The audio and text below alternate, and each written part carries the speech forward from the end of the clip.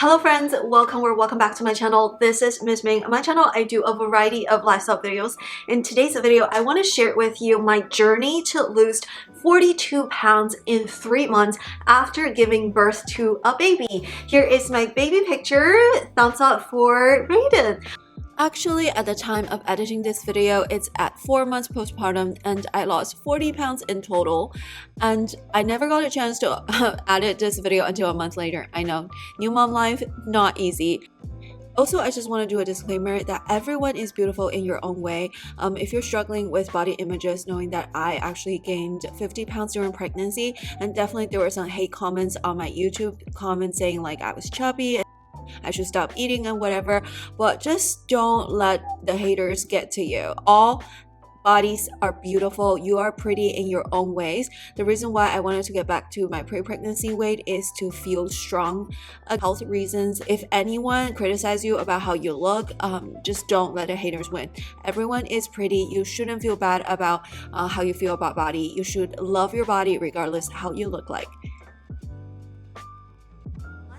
And a lot of these tips are actually research backed. I did a bunch of research in terms of how to lose weight, how to lose pregnancy weight safely. Hope this video can be helpful for you as well. I'm gonna give you some of the research backed tips and some of my personal experience. Before we start, thumbs up and subscribe to this channel. Check in with the doctor if you're gonna switch up your diet, any exercise. So first of all, I just want to say that even though I lost 42 pounds, there was 6.5 pounds was the baby, 1 pound for the placenta, some 1.5 pounds for the fluid, and some bodily fluid. So technically, I lost about 30 pounds in 3 months.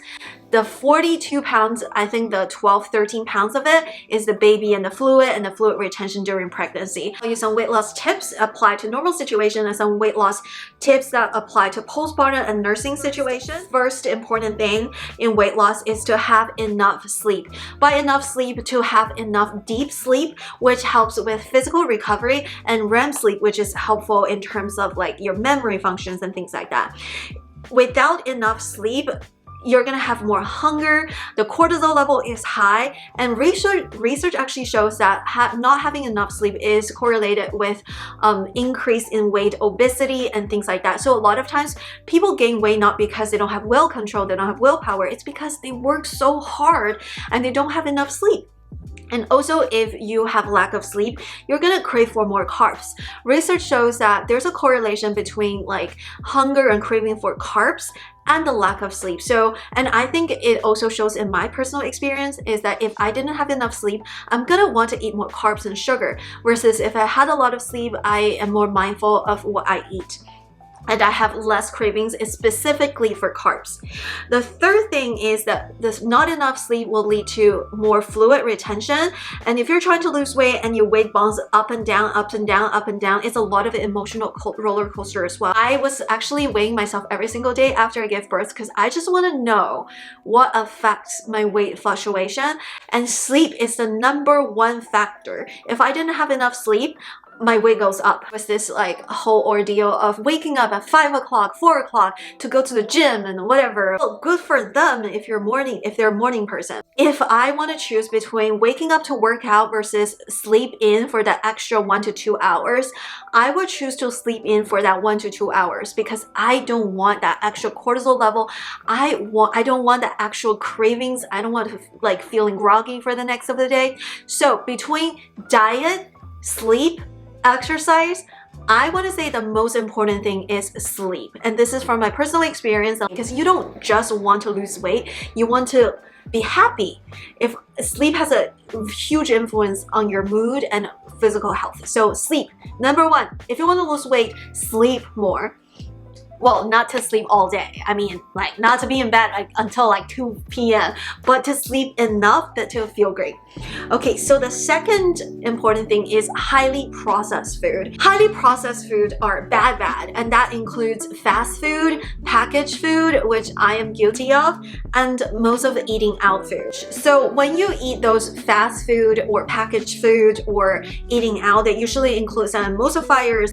They always put additional sugar extra sugar, extra salt, and a lot of bad oil. Because that having those emulsifiers in your food is actually associated with ruining of the gut lining, and it also ruins the connections between your gut to bring signal. So basically it makes your intuitive eating almost impossible.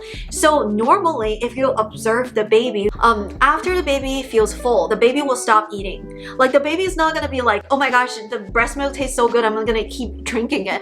No, every time the baby feels full, I'm done, I'm good.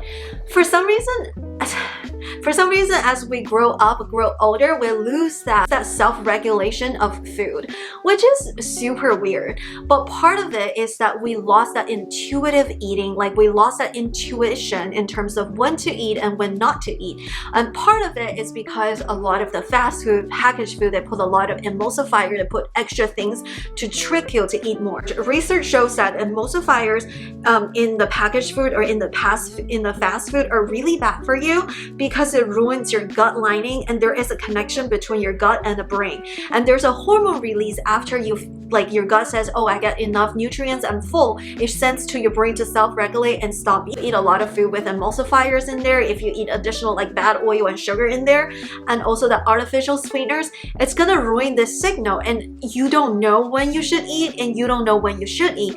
And a lot of times you gain weight, or like people gain weight, and the first thing is like, oh my gosh, willpower. It's not the reason people are gaining weight. The reason most of the times is we're fed with all this junk food that's full of bad oil, bad emulsifiers, additional sugar that makes you crave more and more and more and hard to stop. Very important is to look at the labels, not just look at the nutrition facts, but also look at the ingredients. To know what is in your food is very, very important. In the past, when I talk about ingredients and then there are people, haters in the comments, they're like, huh, you're just having, whatchamacallit, eating disorders. I'm not gonna sit here listening to this skinny girl with eating disorders or whatever. But that is not being mindful of what's in the label. Look at the labels, look at the ingredients. It's okay to have cheat meals once in a while, but if you have cheat meals one day, have another cheat meals the second day, and then all of those things build up, all the bad stuff they put in the junk food. So home cooked meals usually better, but be careful of the seasoning pack and the oil that you use. And also, if not, read the ingredients. There are actually a lot of good ingredients in the packaged food from sometimes Costco, sometimes Trader Joe's.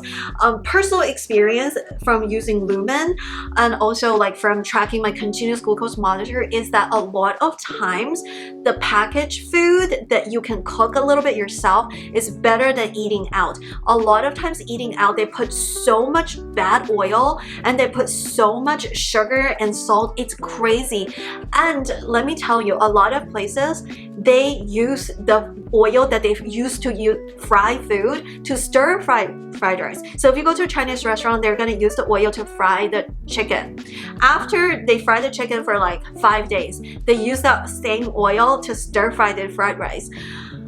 It's so bad. It is so bad, guys. It doesn't mean that you shouldn't eat out. Like, it's just make it less common, less frequent. Home cooked meals are better. Know what goes into your food. Maybe packaged food sometimes is even better than restaurants. And restaurants, for you to come back, they want to put extra salt, extra sugar, extra bad stuff. And then the oil in restaurants, they're not required to change oil until a week later. It's just so after I described it as so gross, you probably don't have the appetite to eat those things. Third tip from my weight loss is exercise. So a lot of people say, I want to exercise to lose weight, but exercise will lead to about 9 major types of adaptations in the body. And those are the benefits of exercise. However, weight loss is not one of these 9 major types of adaptations caused by exercise, which means exercise do not lead to fat loss or weight loss necessarily.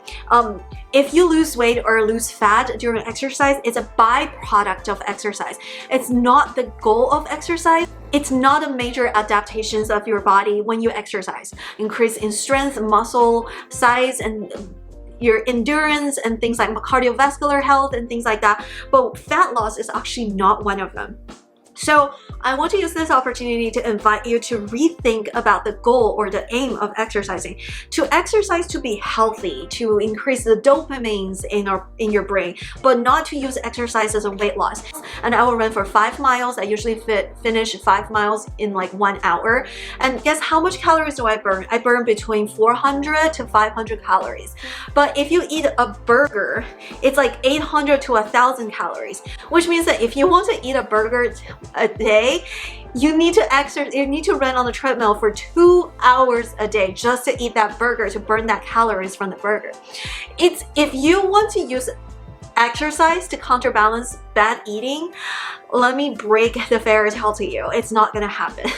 So try not to think about like exercise as a way to lose weight. It's really a way to be healthy, to be strong, to live longer, to live happier. You can never compensate for junk food from exercising because you're not improving your gut health from exercise, but junk food is detrimental to your gut health. So it's two totally different things. If you're eating junk food, you're ruining your gut health.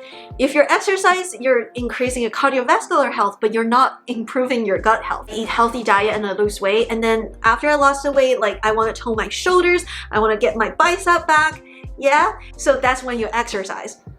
So also I want to caution you that most fitness trackers overestimate how much calories you burn according to research. So there has been a meta-analysis done to look at all fitness trackers, and then they realized that if they actually use like scientific proven like method of calculating how much calories you burn from exercising, all fitness trackers, they overestimate how much calories you burn. So maybe your fitness tracker shows that you burn 400 calories, but in reality, you maybe only will burn like 300 to 350. But different fitness trackers, they may overestimate different, but not to use it to say, oh, I burn 500 calories in this exercise, so I can eat 500 calories. No, that's when you gain weight, because you usually don't burn as much as it's overestimated. All calories are only estimated, and that includes the calories that's in the food label. Like it says this one contains 200 calories, it's usually between 150 to 250. It doesn't mean that if it says, oh, there are 200 calories per serving, it means that it's just 200 calories.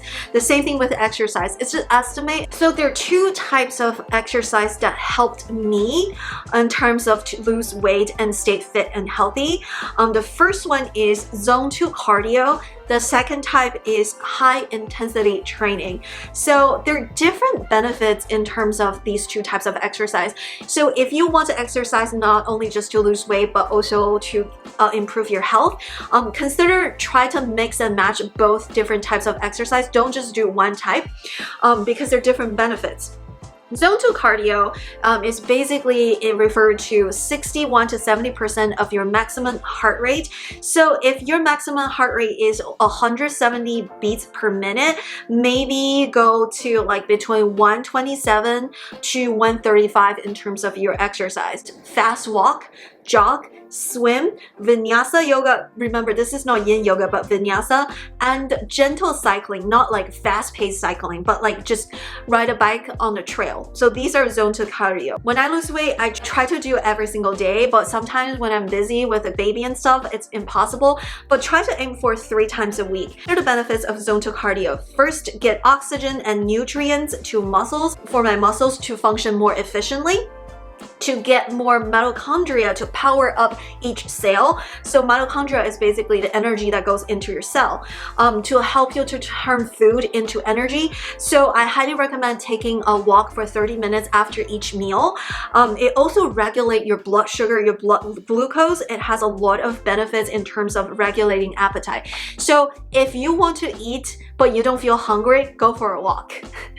If you just eat a big meal, go for a walk. This is how I prevented myself from gestational diabetes. If you didn't know, I actually had pretty high fasting glucose before I was pregnant. I did a genetic test. I do carry the diabetes gene. So when I was pregnant, I was very, very worried about gestational diabetes. So what I did was after every meal, I took a walk for 30 minutes after every single meal. There is no excuse. If you have 30 minutes of lunch break, you can eat your lunch in 10 minutes and go for a walk for 20 minutes. If you have like 1 hour, then you can eat your lunch in 15 minutes, go for a walk for 45 minutes. So helpful. And I know people who do exercise all the time still have gestational diabetes because they didn't do the zone 2 cardio. It's gentle enough to do it every single day, but it has such a good benefits in terms of regulate blood sugar, turn food into energy. Zone 2 cardio, don't skip on that just because it's not intense enough. The second type of exercise is in high intensity training, and this includes like high intensity weight training, heavy weights, high intensity interval training. So I try to aim for at least 3 times a week, but when I try to lose weight, I try to do it 5 to 6 times a week to lose weight.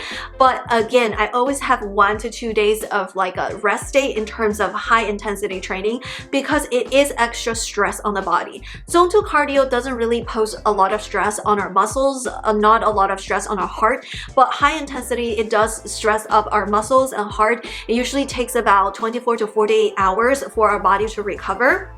So that's why I always incorporate a little bit of recovery time each week. So the high intensity training has a lot of benefits. First thing is to increase your metabolism. So even after you finish training, you're still burning calories. It also helps us to gain muscle strength, cardiovascular strength, to decrease our resting heart rate. And also, like, it's more time efficient. Meaning if you do it intense enough, 15 minutes actually get you really good. Earlier I talked about to rethink about the goal of exercise. First thing is exercising, it helps us with our bone health, especially when we gain old. Actually, it's 2 things. Exercise and increase your protein intake. Second, exercise has a lot of mental benefits with dopamine release. It probably doesn't happen in the first 2 weeks. If you're just starting exercise, you're gonna feel like, oh, I hate it, I hate it, I hate it. But once you get into it, it's gonna start to activate your dopamine release. Third, exercise prevents diabetes and other problems and also increase our heart health. It also has cognitive benefits. It makes our brain sharper. It also suppresses our appetite. Believe it or not, exercise is actually an appetite suppressant, but that also includes not over exercising also. There are a lot of psychological benefits of exercising, but please do not use exercise to compensate eating more. Don't use that because it's gonna ruin your all psychological benefits because you're being like, oh, I ate this, I need to burn more calories, I ate this, I need to burn more. And then it just get into this eating disorder like cycle. Also, if you never exercise and don't exercise a lot, any exercise will generate great results immediately from the beginning until it kind of plateaus later. So if you experience a plateau from like, oh, I first exercise, I had all the benefits, but then it plateaued, it's completely normal. That's just body getting used to it. So at the beginning, when you first start exercising, it kind of is like a shock to your body, but slowly when your body is used to it, you kind of like plateaued a little bit, but that is okay. Let's talk about diet. What type of diet is the most beneficial in terms of losing weight? There's so many like popular diet culture. Some people say you gotta go on vegan diet, you gotta go on keto diet, you gotta go on intermittent fasting. Like there's so many different diet. While there are different benefits of different diet, you may gain some blood sugar control with keto diet, you may lower your cholesterol with vegan diet. In terms of just exercising, I want to say eating a balanced diet is the best. Because anytime you incorporate some sort of restriction in your diet, it kind of ruined my psychological, like it ruins my mental a little bit. So I just feel like, oh my gosh, like I have to have restrictions on myself. So instead of imposing any restrictions on your diet, like some people say, no red meat, no this, no this, no this. It's not that important as long as you eat in moderation. So there is no one size fits all. Some people can benefit from vegan diet, others can benefit from keto diet. But since I was just pregnant and I'm still nursing, keto diet is a no. You need carbs in your diet to produce milk, or else it could be dangerous to your body. There were case studies about like, women trying keto diet and almost lost their lives because their blood sugar went so low. And vegan diet, you need a DHA, you need omega fatty acid, you need that health benefit. You need the benefits from omega, from DHA to really help with your kid. And there's just not a lot of high quality omega fatty acid and DHA from like vegan protein, vegan fatty acid. There are things to consider to choose a diet that fits you the most, whether you're nursing or not. First is to look at your blood test and lipid panel. I like to do data-driven, research-proven diet, not just to listen to some sort of like podcast from like a random person or some random girl from the internet, aka me. Look at your blood test, look at your lipid panel, talk to a registered dietitian, talk to a doctor. Second, look at your DNA test, look at your biomarkers to see if you have genetic pre-exposure to diabetes or cholesterol. I don't have exposure to cholesterol problems, but I do have type 2 diabetes genetic exposure. So I do try to limit my carbs a little bit. Third, look at other conditions. If you have epilepsy, if you maybe benefit from low carb diet or keto diet, to see if you have autoimmune condition, maybe eliminate gluten or dairy or whatever. Personally, I hate any types of diet. I don't want a restriction in my life because the more I restrict, the more I want to eat. So it has like a psychological, like vicious cycle. Like if I want to restrict more, I want to eat more. Instead, if I want to eat an Oreo, I eat an Oreo, but only eat one Oreo just to satisfy myself at that moment instead of just binge. To lose weight, I have awareness in terms of eating less carbs. Because I have genetic exposure to diabetes and Alzheimer's, so eating low carb diet does help. I do eat carbs right now because I'm nursing, but I try to limit how much carbs I eat. Second, I try to eat high quality source of protein, aka eggs. Eggs actually is the highest quality of source of protein. So if you want to eliminate meat, go on vegetarian instead of vegan. Personal experience, if you want to go vegan, it's your choice. Third is I did have nutritional anemia, so I do take supplements. I do take animal protein, I do take iron, I do take vitamin D and vitamin B12 and things like that. And also a lot of people don't eat beef because they worry about cholesterol, but I just want to say that according to research, the relationship between dietary cholesterol and blood cholesterol is very controversial. Some research says yes, there's a correlation. Some research says it's not really a correlated. There are a lot of confounding variables to it. So research is mixed. Personally, I will still eat the red meat because it has iron, it has other things, but don't overeat it. You don't have to eat a huge steak every single day. Just eat it on the weekend. It's no big deal. Second, you need cholesterol in your body because our sex hormones and cortisol levels are made with cholesterol. If you don't eat cholesterol, it's very likely that you'll experience some sort of interruptions of your sex hormones. That's when a lot of girls, they lose weight and they lose their period. You do want to make sure that you eat enough cholesterol. Personally, is that I eat enough pure protein, and that means food has high protein but low carbs. Second, I try to eat enough healthy fats, omega-3 fatty acid, avocado is great, olive oil is great, eggs are great. Third, I try to look at the protein to calorie ratio in weight loss. So a lot of times people go on vegan diet, and you can definitely eat enough protein going on vegan diet, but the whole protein to calorie ratio in vegan diet is very low. So by the time you eat enough protein, you're also eating a lot of calories. So just something to consider. Not to say that you can go on vegan diet and lose weight. When you eat, some people, they do intermittent fasting, which is great. It has a lot of health benefits. It also affects our longevity. It's just overall really good for you. The ones I hear the most is my friends said like, oh, it's the worst is that I don't eat breakfast, but I eat a lot of like snacks after dinner. But I just want to say research shows that when you eat, your calories does not matter when it comes to weight loss. But it does matter if you eat right before sleep. You're probably not going to sleep well. It's going to interrupt your sleep cycle. It's going to affect your digestion, but in terms of weight, when you eat calories doesn't really matter. There are benefits to intermittent fasting a lot, but it's not recommended if you're nursing or breastfeeding or pregnant. Personally, I eat dinner late, so I don't eat snacks afterwards, but try to eat between like 2 to 3 hours before you go to bed, or else it may affect your sleep cycle, sleep quality, digestive health. A small meal 2 hours before sleep is not bad. But intermittent fasting does have some benefits in terms of weight loss, but if you eat a lot during your feeding window, you still gain weight. It's about how much calories you eat in total, not like when you eat, if it makes sense. But it has other benefits if you do intermittent fasting.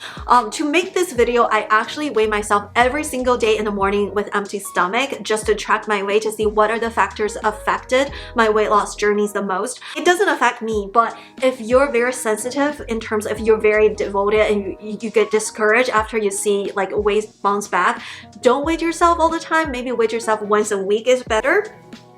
My weight fluctuates a lot. The weight loss is not linear. It depends on how much water you're retaining as well, and there are like a lot of factors come into play. Don't get frustrated. I weigh myself just to prove that point, is that my weight fluctuates a lot, but eventually, like if I do everything well, decrease eventually. And you may gain weight temporarily after an intense workout because you drink a lot of water, and your muscle also retain more water after exercise. That's normal. So don't get discouraged. There are a lot of adaptations after your exercise when you weigh yourself and things like that. There are a lot of chemicals in the brain that actually plays a role in terms of weight loss. It's not just say like calorie in, calorie out. There are a lot of like chemical reactions. There are a lot of hormone release. There are a lot of things happening. So it's not as simple as calorie in, calorie out, even though it comes down to calorie in, calorie out. But maintaining a good metabolic health is way more important than losing weight temporarily. Second, your gut microbiome, your diet is very, very important, not just for weight loss, but for overall health. So exercise does play a role in losing weight, but losing weight is not the benefits of exercise. Last one is your weight loss has a lot to do with your endocrine system, your hormone response. Cortisol level, if you're chronically stressed, losing weight is going to be so much harder if you're just letting yourself relax. That's why yoga is so important in terms of weight loss. People don't notice. People just think like, I need to do exercise to lose weight to burn calories. But yoga actually builds that mind and body connection to help you to regulate your hormone response, which affects your appetite, affects your cravings, affects your mindful eating, affects your intuitive eating a lot. Do not try the TikTok crash diet. It does more damage to your long-term benefits. It does more damage to your health. The goal of losing weight is to lose weight and keeping it off is to be healthy. Finally, I want to talk about the NEAT, which is non-exercise activity thermogenesis. So I noticed that like at the beginning when I started to lose weight, I didn't go back to the gym fully yet. I was just giving birth. So after I ate, I felt very hyper. I felt very energized. So I keep like cleaning the house. I keep fidgeting. I keep like shaking my legs. I keep like doing this. I keep like, so these are called NEAT. So a lot of people, they are born skinny, not because they're born with a fast metabolism, just because they keep fidgeting. You can burn up to like 800 to 1,000 calories if you fidget a lot during the day. But those fidgeting are non-intentional. Once it becomes intentional, it's kind of lost its like game.